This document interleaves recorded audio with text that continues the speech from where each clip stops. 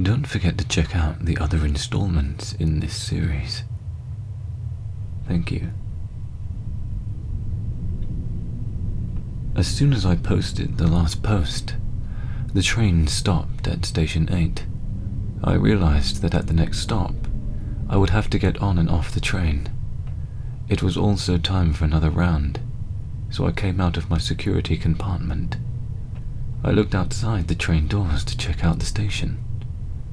It was kind of the same as my local station, but had no guard booth. How lucky. No one has to work here. My thoughts were interrupted by a fast, dark figure that darted into the train. Wait, shit. There was another rule about that. Suddenly I remembered the rule, and I quickly scrambled up for the upper seating area of the first compartment. I had already found myself a very good hiding spot. I slipped underneath the seats and held my breath. I heard thundering footsteps walk towards me. I also heard heavy panting. The sounds someone would make after having nearly drowned. I felt something wet near my feet and looked down. I just suppressed my scream as I saw the pool of blood spreading on the ground. It was a mesmerizing deep red color, consistent throughout. The blood was thick, and it oozed slowly to spread across the floor. The footsteps then went away. The train doors closed, and the train got moving again. I got up from under the seat, and there was no pool of blood on the floor, like I was hallucinating. I composed myself and decided to continue my round. As I reached the end of compartment 3, I realized that the travel doors to compartment 4 were now enabled again. I pulled out the sharp knife that the train guys had provided me and cautiously walked inside. The compartment was empty. Suddenly my eyes caught on the bloodied seat. I quickly pulled out the microfiber cloth they had provided me and scrubbed the seats. The blood went away pretty easily. As I got out of compartment 4, the automated PA system announced that it was Station 9. Big deal. I continued making my way back and realized, too late. Shit. The train door was closed, and I cringed at what was going to happen next. Then all the lights in the compartments snapped out, and all the travel doors locked themselves. I went to the entrance doors and tried to pull them open. They wouldn't budge. I heard low moans in the dark. There were many of them. They rose out from under the seats. Some held weapons and some were barely able to stand. Some were crawling. Then they started speaking. "We died here. You must too." I got desperate and grabbed the fire escape hammer. I smashed the glass of the travel doors. I hit and hit till there was enough of a gap for me to get through. Luckily, the train hadn't started moving yet, and so I ran out onto the platform and entered via compartment 3. While I was doing that, one of the zombies grabbed my ankle. Its grip was weak and I pushed it away. I would never forget that icy grip. The train was completely normal. I walked back into compartment 4, and there were no zombies. The only proof of what had just happened was the smashed travel doors. At this point, I was in shock and couldn't really feel anything anymore. I went back to the security compartment.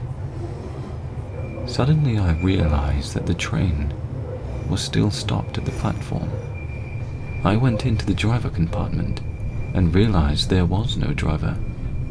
I got into the seat and got the train running again. The train was set to work automatically, so all I had to do was start it up. I rested in the security compartment for the next 15 minutes before my round. I scrolled through Reddit, not even reading anything. I couldn't comprehend the words on the screen. My phone was the only anchor to reality I had, other than that it was me, the train, and a set of rules. My time was up, and I got up for another round. I really hope nothing happened on this round. I couldn't deal with anything else. I walked out of the security compartment and walked into compartment 1. I heard a faint sobbing and immediately looked to my left. There was a girl in a distinct red dress. She had her face buried in her hands. I immediately looked away.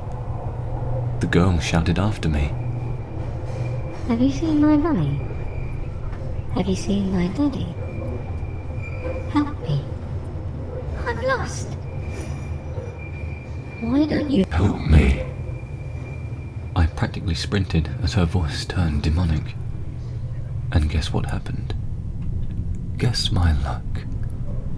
The lights went out and the train came to a stop. I quickly shifted to the seat closest to me and sat down. I heard the girl's voice again.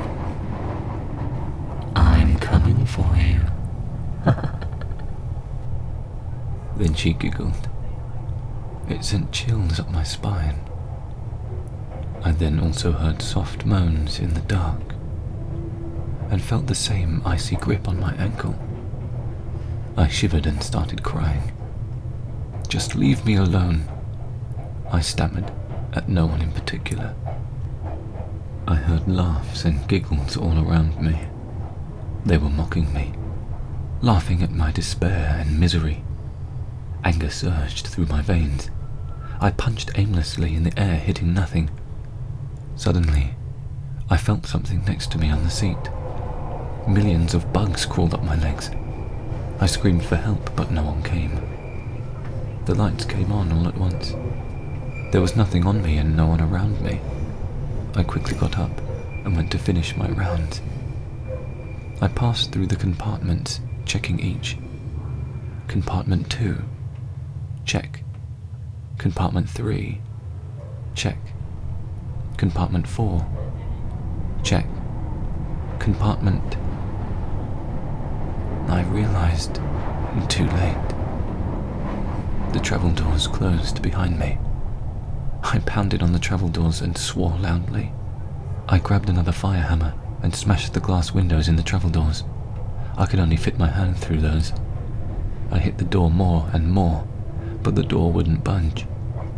After several hits, the metal was barely dented. And then I heard the noises. Thank you for listening.